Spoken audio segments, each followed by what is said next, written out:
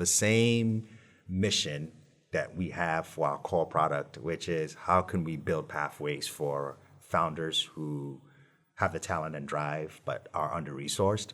How can we do that for folks who we think are talented and probably want to get access to tech careers?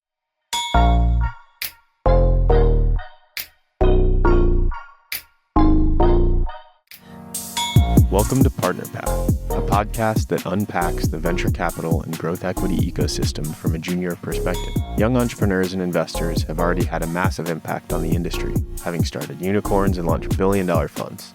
We discuss these success stories and more by sharing perspectives and advice from some of the industry's most prominent role models. This podcast expresses our views as of the date published and does not represent the views of and is not endorsed by any company for which we work.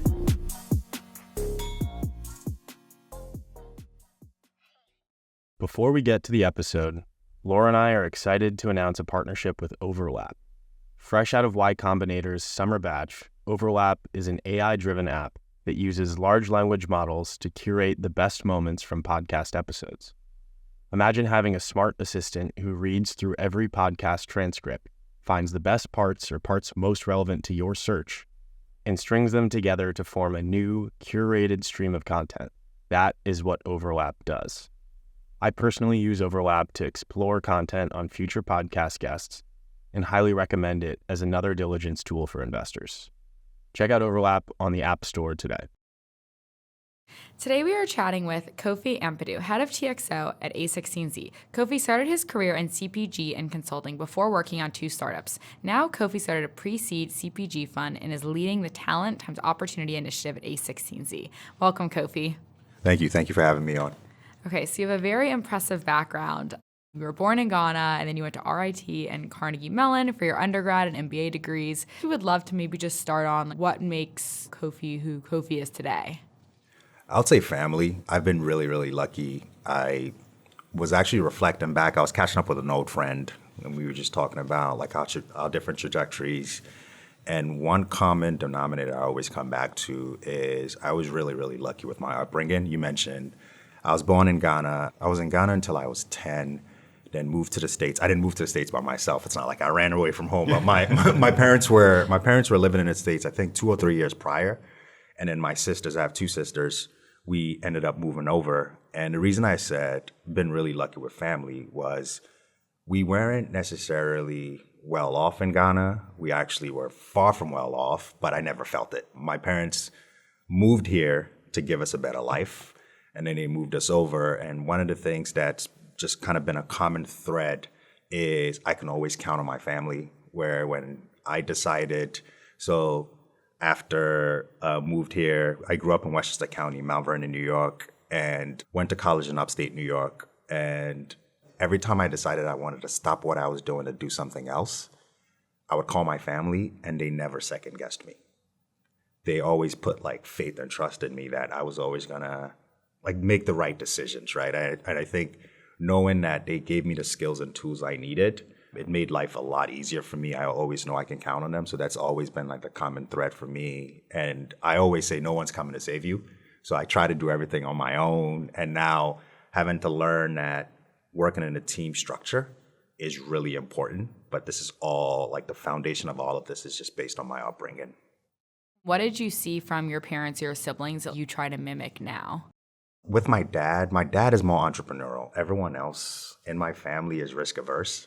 So if I'm doing something, they're like, that sounds kind of crazy, but I'll be rooting for you on the sidelines, right? Like my dad is entrepreneurial, and I think he's entrepreneurial because he feels he has to be. He has the equivalent of a 5th grade education. So when he moved here, he was a cab driver, didn't like being a cab driver, and decided he wanted to start a grocery store. And now he has a grocery store. Right. And that's something I always admire because to think about having to run a business when you don't have a high school diploma, right? But he's one of the smartest people I know. He's smarter than he gives himself credit for. So that's something I always admire, something I always sort of look forward to. And then to think about like my mom, she's risk averse, but she's very supportive of my dad.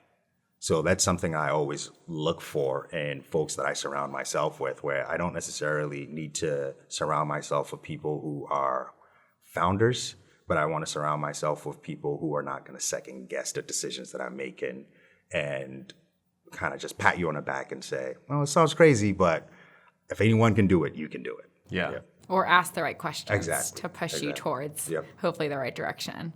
That makes sense because since you started as an engineer, that's a hard field, analytical, but can be entrepreneurial. And then you went to Accenture. And so kind of an unconventional path into VC. Maybe you could just touch on what you learned from your experiences working at larger enterprises, startups, and then what led you to a16z. Life at Kraft was pretty chill. It was such a large company. I'm not like, I think back to it and I'm like, it's such a large company. I felt like you can really do the bare minimum and get away with it. Yeah. But that's not how I'm wired. I want to be challenged. And one of the things I quickly noticed, which later became sort of instrumental to the thesis for SKU'd Ventures, was large CPG companies are not really innovative, right? Everyone is, you guys have heard that old like adage of like no one got fired for hiring IBM, right? It's like you're not rewarded for taking a risk in large companies, a large company like Kraft. So everything was sort of like business as usual. I remember I would ask questions and it's just like, yo, kid, why are you asking so many questions, right? And I was asking questions because I was curious, right? Like, why don't we do this other thing instead? And I quickly realized my time at Kraft, I was just implementing things. I wasn't making any decisions. I was being told what to do. Also, it's because I was probably 21, right? And I didn't Something know. to do with exactly. it. Yeah. And then at Accenture, one of the things that I learned that was super valuable was how to just get smart on a space really quickly.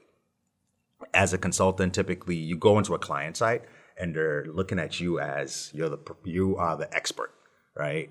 And which is actually kind of silly because if you're working on something, you're the expert as opposed to the external consultant that's coming in. Yeah. So I was able to kind of learn skills on how to get smart on industries quickly, which has been super helpful when I think about the role that I'm in now, when I'm talking to a founder who may have been working on their company for a couple of years, but I'm only talking to them for 30 minutes. So I need to ask interesting enough questions to figure out if there's an upside there.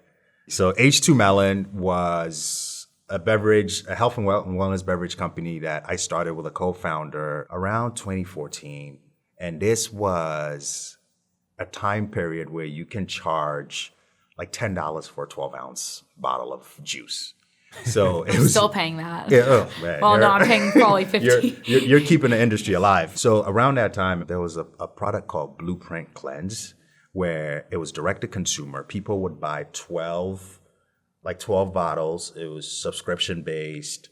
I saw a lot of people using it. My co-founder at the time, who was a friend of mine, came up with the idea. He was an ex-football player in college and realized he was now out of shape. He was working in private equity. He's now like out of shape and wanted to come up with like a product that you can consume on the go and had some health benefits to it. So when he came up with the idea, I was actually at Accenture, and he reached out to me and said, I have this idea. I want to work on it with you. And I think the reason he wanted to work on it with me is because given my background in CPG and consulting, I said, sure. And I was ready to leave my role. So it was sort of like a lifeline for me I'm leaving to go do something else. And I think I always had the entrepreneurial bug because I mentioned my dad is an entrepreneur. So left, started this company with my co-founder. A lot of lessons learned there. The first lesson I learned is have the hard conversations with your co-founder early on. Did not do that. He had a different vision, right, for the company than I did. Unfortunately, we ended up having to. I lost the company and also lost a friend in the journey, right, which kind of still bums me out when I think about it, right, because we just didn't have the hard conversations of what's the vision for what we're doing. But what it did for me, the silver lining was, I discovered entrepreneurship. I was like, this is pretty cool, where you can think of something you want to create and then try to create it. So I jumped into my next company, which was PAR Technologies, and PAR stands for Points and Rewards. So the idea there was you can buy airline miles with somebody else's miles. So created a platform where people can come and use other people's airline miles to book flights. Great idea in principle, terrible business when you think about it, because when you think about it, you don't wholly own your airline miles. The airlines do. Yeah. We launched a product. I had a co-founder as well. He was technical, and we launched a product. We did a lot of things to kind of seed the product because it's a marketplace, right? So I did Supply and demand. I did a lot of balance. interesting things. Yeah. So the way I validated to see if this was something we should even do was I went on Craigslist and put up an ad and said, I'm looking to buy someone's airline miles to book a flight. Who wants to sell it to me? And people reached out to me on Craigslist. So I was like, okay. There's one side of the marketplace kind of exists, right? Because people are validating it. And then I put up another ad a few weeks later saying, I'm looking to sell my airline miles because I want to make some money. Who wants to buy it? Got some responses back. So for me, that was like the MVP. And I was like, all right, let's do this thing.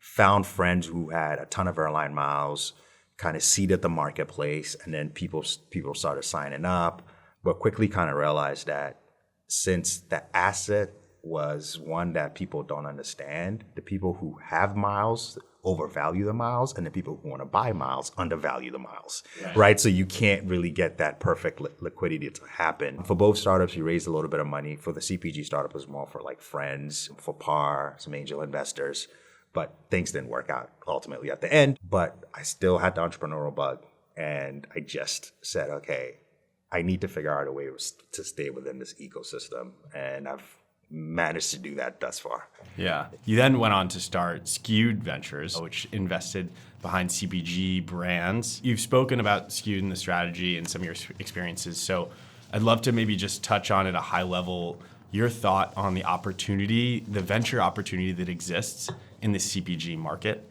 And the reason I'd like to chat about it is because SKU'd actually published a report. It was called Making an Exit, which I'd encourage listeners to check out. And it discusses the exit activity for consumer and retail startups within the 2010s. And it kind of brings light to the fact that you don't need to raise a lot of money in CPG, right? Technically, you really should be profitable on a unit economic level. So most successful CPG startups have raised $50 million or less, and the vast majority of these startups actually exit via M&A, something you touched on earlier, that a lot of these huge, the Krafts of the world, actually aren't very innovative. And so with relatively less venture funding and then typically an M&A exit that you're leaning on, how do you view the opportunity for venture investing in CPG? Yeah, I think the venture investors that come into that space just have to set their expectations, right? Which is you're not investing in software. I think there was a time period where people got investments in CPG on software, close to software multiples because they were direct to consumer, where I think that was one of the biggest tricks, right? Where you were able to convince an investor that a distribution channel was a new business model. And we've actually seen it now where a lot of the companies that said, we're going to go direct to consumer are now in retail, right? Or are opening brick and mortar locations.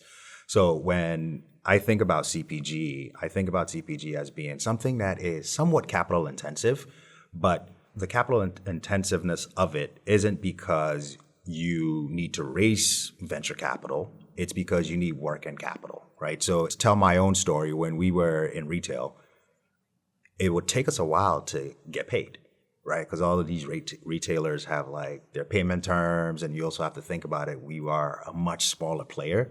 So sometimes if you're doing funny math as a retailer and you're trying to kick the can down the road and not pay certain vendors, you're probably going to pick the smallest vendors to delay payment to, right? So I think when it comes to venture and CPG, as long as CPG investors understand, I'm going to invest in this thing and it might not be 100xer, but there's still upside where you're going to see CPG companies that are exiting for way more money than you put into it. If you can build your portfolio construction around that, I think you're going to be fine. But if your portfolio construction is based around, I need this thing to be 1,000xer, to be 100xer, you might be disappointed, right? It's one of the things that I always say is the U.S. economy is still predominantly driven by people going into CVS and buying something, right? So CPG is still super viable and something that I think is going to be around for a while. And I actually want to see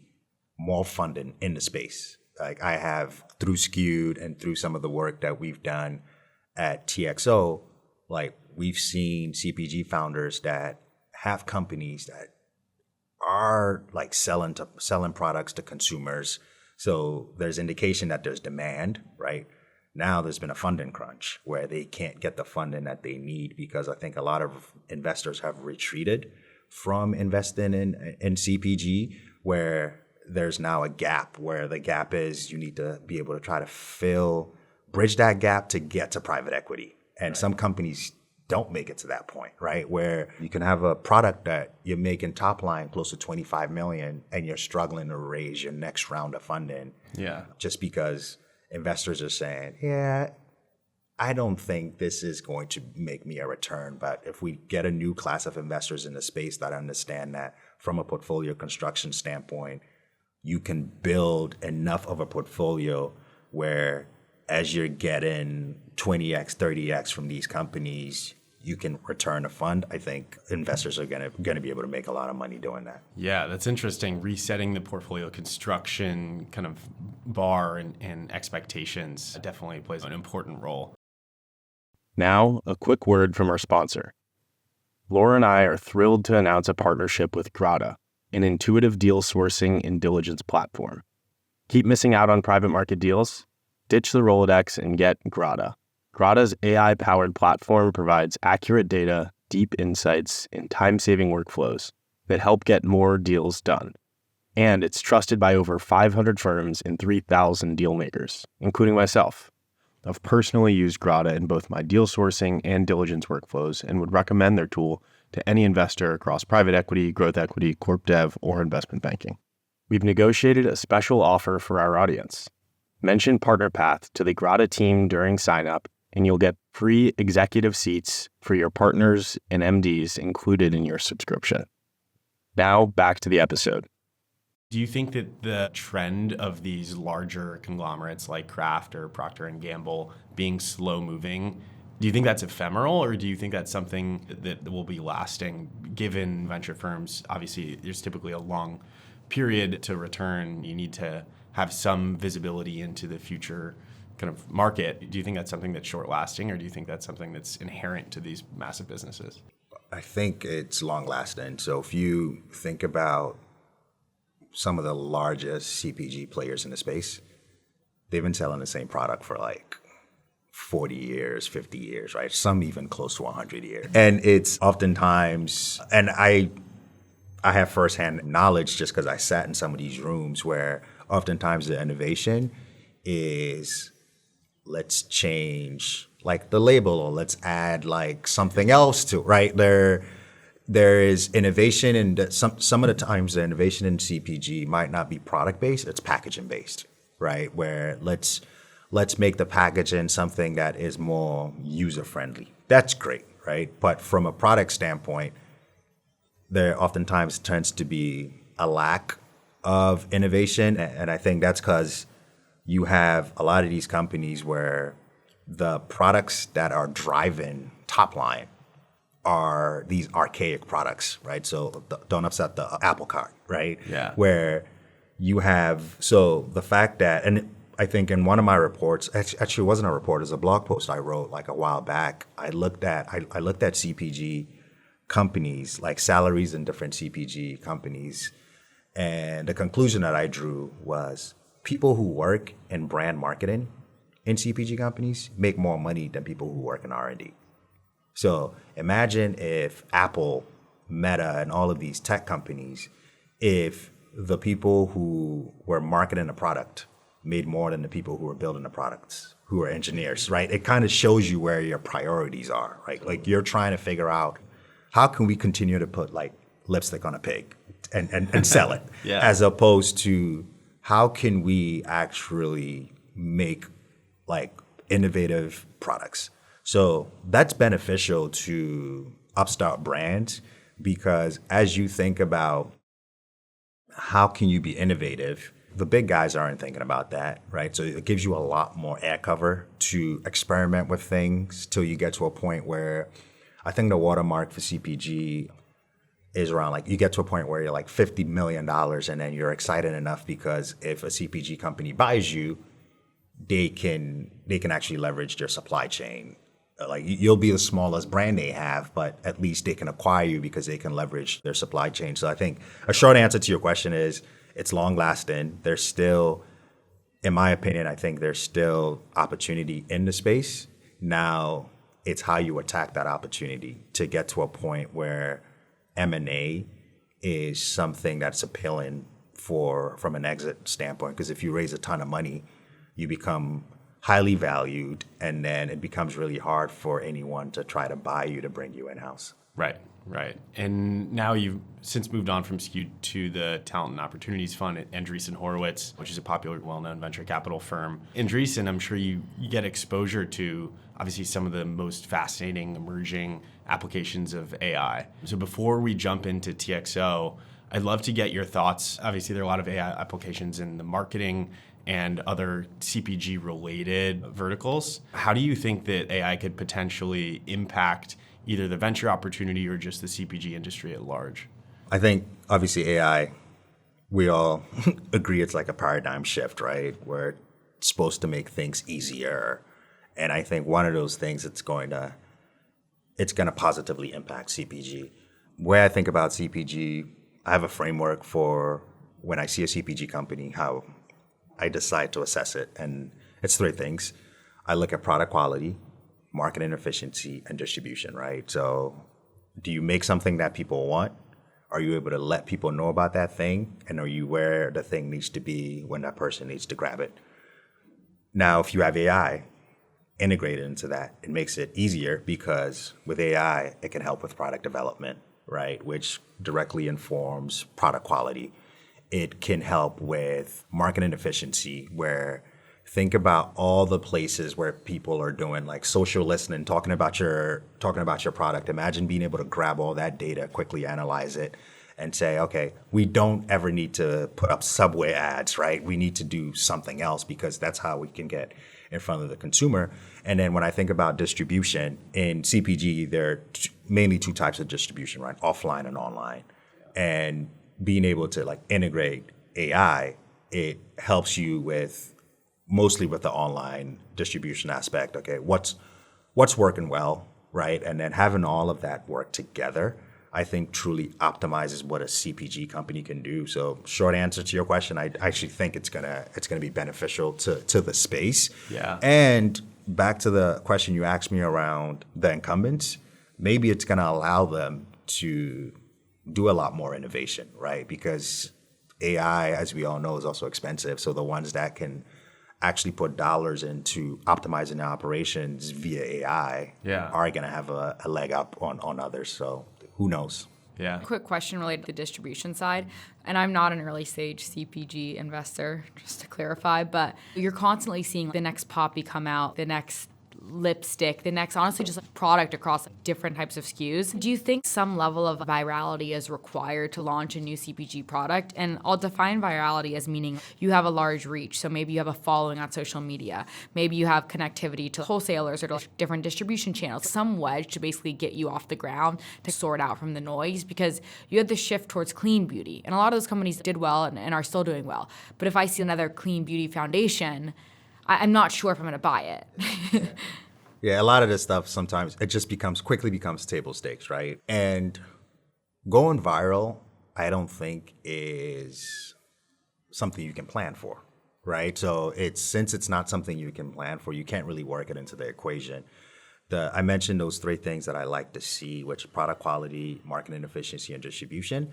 I actually want to see that a company is well versed in two of those three things, because to your point, anyone with a large following can start a product, right? So they quickly kind of get that sort of marketing efficiency, right? Or we can say distribution, but product quality may not be there, right? So I can try something once and not try it again. So retention also becomes really important, where if you don't have good product quality, you don't have retention. So all those levers need to be pulled to be able to figure out, okay, am I truly optimized and building a brand that's going to have staying power, right? Like if If it's a cash grab for you where, hey, we're going to launch this product and we're going to see if it kind of works and people are going to buy it once, I take the top line and I'm good for you, right? But if you're trying to build a brand that is going to hopefully see some kind of liquidity down the line, I think you need to really work on, is this a good product? Can I consistently always be efficient in my marketing? And then can I distribute it in a way where there's a lack of friction in the end user trying to get it? Like we've seen, I think there's stories, and I'm not going to name anyone, but there's stories of a lot of like celebrities that start brands that don't work out. And that's because they were kind of resting on their laurels of, I have 80 million Instagram followers, so this should work. And it oftentimes doesn't work because they don't pay attention to the other levers that they need to pull. Yeah. It's interesting. We could probably spend the rest of the episode talking about CPG, but let's pivot to what you're doing on a day-to-day now, which is TXO. So we have a stat that only 2.8% of venture-backed CPG founders were Black or Latino, while 77% were white, which is kind of crazy, especially the fact that we're in 2024. We'd love to know about like how you've thought about making a change with these numbers, and then I think that feeds nicely into the impact of TXO. So Talent Times Opportunity Initiative, aka TXO, was something that we started as a firm in 2020. I wasn't there when it was originally launched, but the thesis is talent is evenly distributed, opportunity isn't. And we really wanted to figure out how can we being Andreessen Horowitz, build a platform where we were intentional around finding founders who are under-resourced and have the talent, have the drive, are just dope, but unfortunately, opportunity is scarce to them. And then how can we find those founders and provide them with an opportunity? We don't go in with like a diversity lens and say, okay, we want to invest in Black founders, we want to invest in female founders, we want to invest in Latinx founders. We go in with the lens of, we're looking for talented and driven individuals who just happen to be under-resourced. Yeah. And when you have that scope, you naturally over-index for underrepresented founders.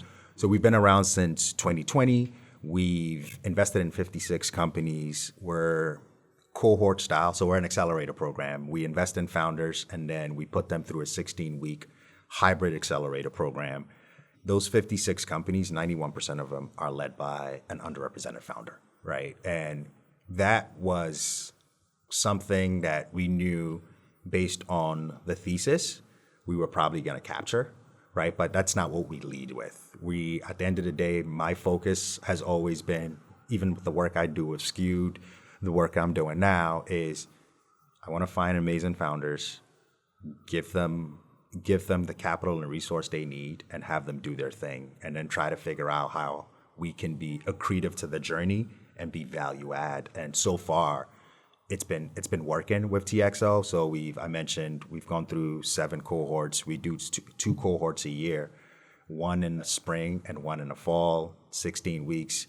It's hybrid, and that's also by design, where I think the old model was a lot of accelerators. You had to be in that city to be able to partake in it. If we're investing in founders that are under-resourced, like it's hard to tell someone move across the country, right, and move to SF or move to New York, move to wherever, build your company. We decided we're going to do hybrid because we still feel like you can't build community completely online. There needs to be some in-person touch points. So the first week of the program, we fly all the founders to the Bay Area. They get to meet with some of the a16z GPs and partners. And then about halfway through, we do an executive retreat with the founders. Typically, we try to do like the Southern California. And in that aspect, it gives them another chance to come get together. It gives them a chance to think about the mindfulness aspect of building a company. And secretly, one of the reasons I love doing the retreat with the founders is I want them to see, as you build and scale your company, these are places where you can do like a team offsite.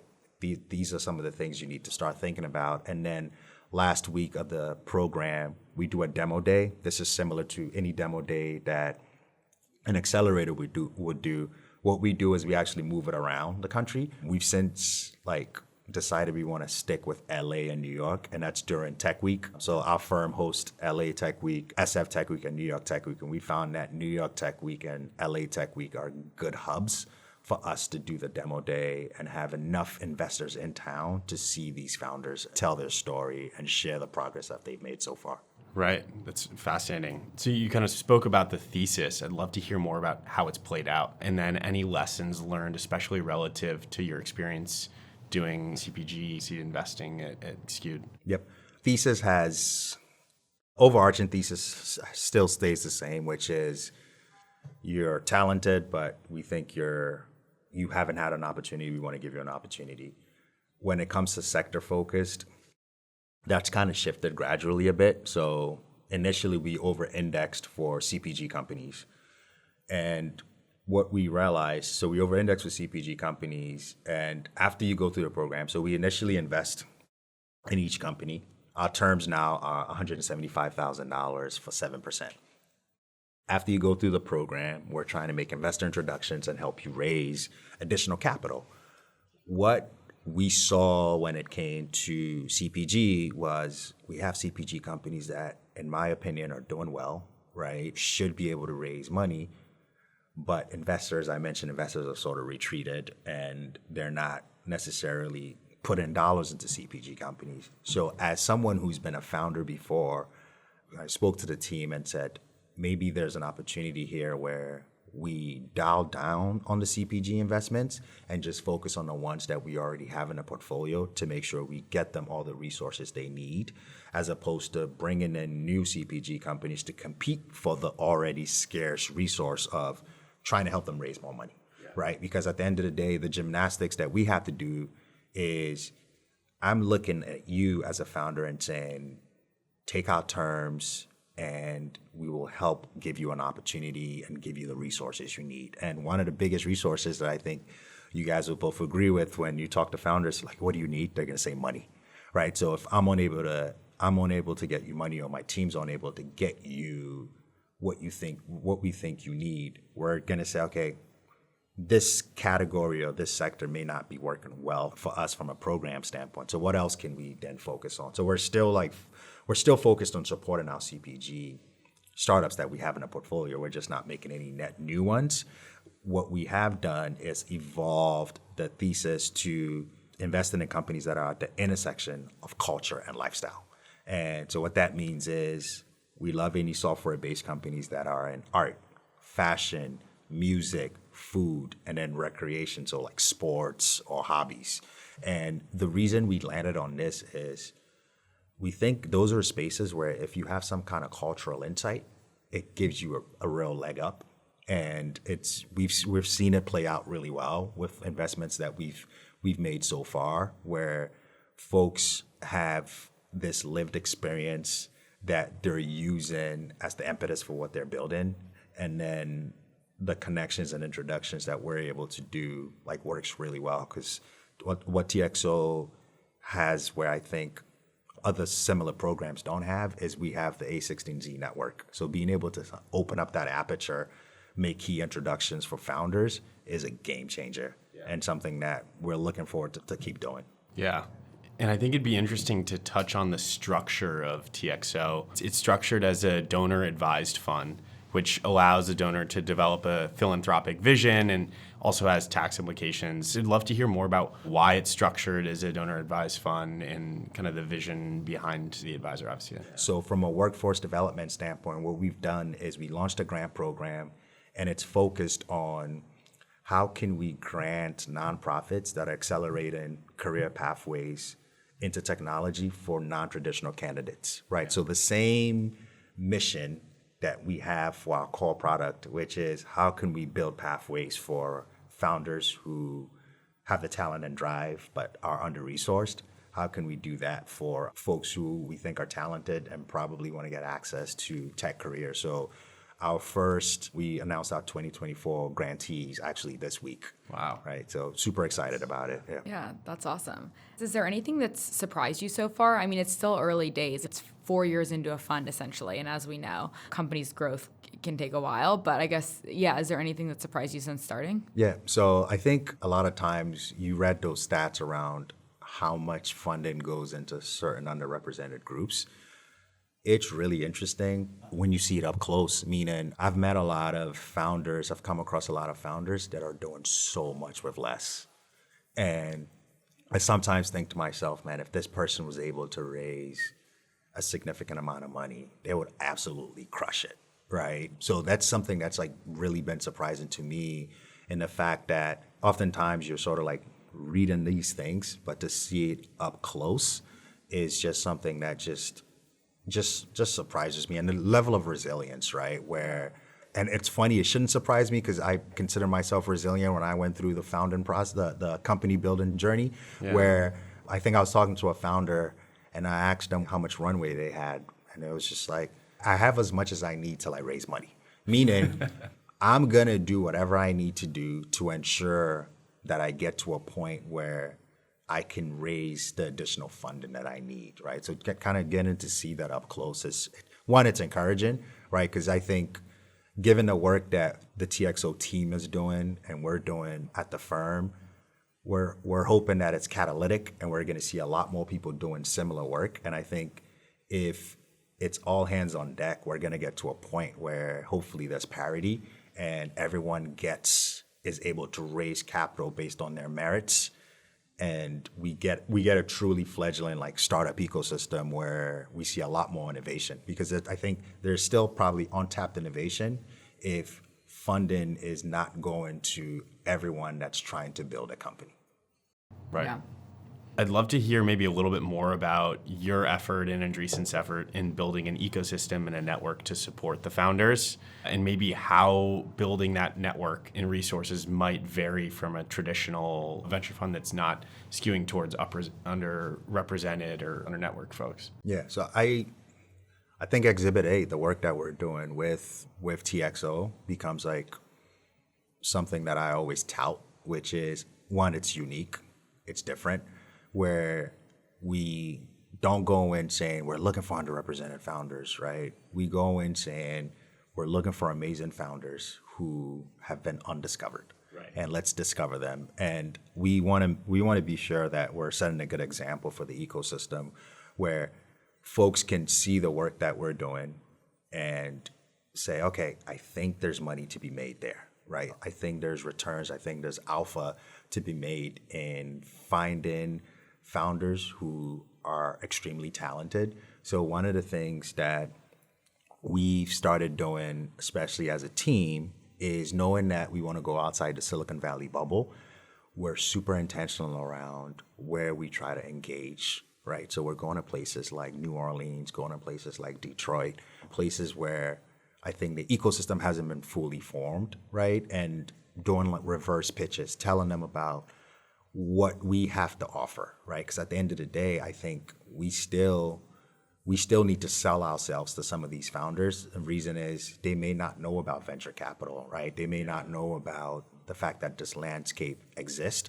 So telling them what we can offer, right? One of the things that I always tell the team and we always say is product market fit, right? For us as a program is when a majority of our founders say the least valuable thing they received from us was the money we gave them, because of all the things that we've been able to do to help them scale. And I think we're close to getting there, right? Where there are founders who we just wrapped up our last cohort last week, LA. I think it was last week. Like time is a construct right now, but I think it was last week in LA, and I see the LinkedIn post from like the founders and like so the impact of going through the program and what it's done for them, right? And that's what we want to keep doing, because I think the easiest way to beget more founders and get access to founders is through founders. So one of the things that I love about being at the firm, and I think it's because Mark and Ben have been founders, is we understand that founders are the stakeholders that make the ecosystem exist, right? Yeah.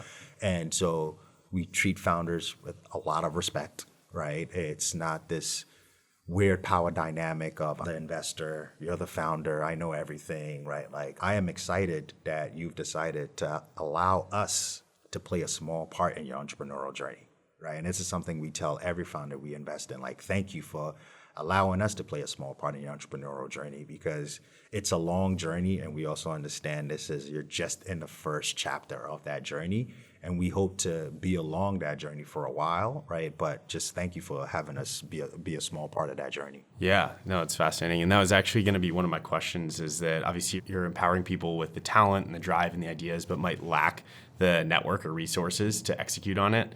And so it's interesting to hear how that might impact the sourcing strategy for Andreessen as you try and find folks that are, you're skewing the strategy towards folks that are less networked. Mm-hmm. And so obviously it sounds like it impacts the sourcing strategy. It does. I think it makes it interesting where you have to be just intentional. You can't look in the same places, right? Where it's trying to tap into who are the ecosystem builders in some of those places that I listed before, to just develop relationships with them, let them know that we exist, trying to go down there if there's some kind of conference or some kind of summit, and telling them about the work that we're doing, and then hoping that you've done, because at the end of the day, this is similar to building a company, right? Like, you want your customer, which in our case are founders, to talk about how amazing their experience is, right? So the hope is we find a founder who is super on the network, lives in a third-tier startup city, and I use that term not to be pejorative, but just as a descriptor, and says, this was the best program I've ever been in, right? And then other founders within that same ecosystem are like, can you make introductions for me, right? So that it becomes a domino effect of